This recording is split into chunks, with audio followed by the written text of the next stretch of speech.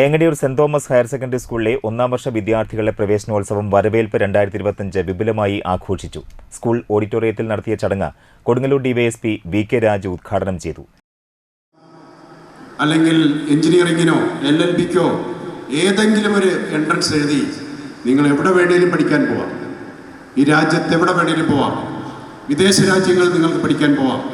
ആ പോകുന്ന സമയത്ത് നിങ്ങൾ മറന്നു പോകരുത്. എനിക്ക് അത്രയും നിങ്ങളോട് പറയാനുള്ളത്.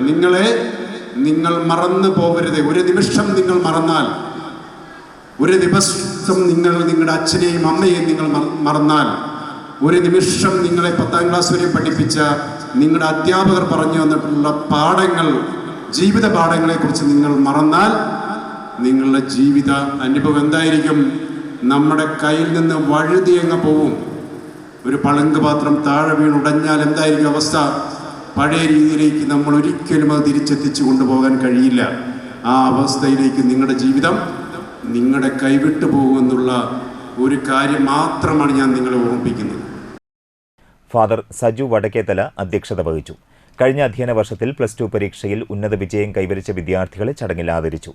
പ്രിൻസിപ്പൽ സിസ്റ്റർ ബെസി, ഏങ്ങണ്ടിയൂർ ഗ്രാമപഞ്ചായത്ത് president Bindu Suresh, ward member Usha V Purushothaman, management പ്രതിനിധി Antony Pulikkottil, staff secretary Simon Thekkath തുടങ്ങിയവർ സംസാരിച്ചു.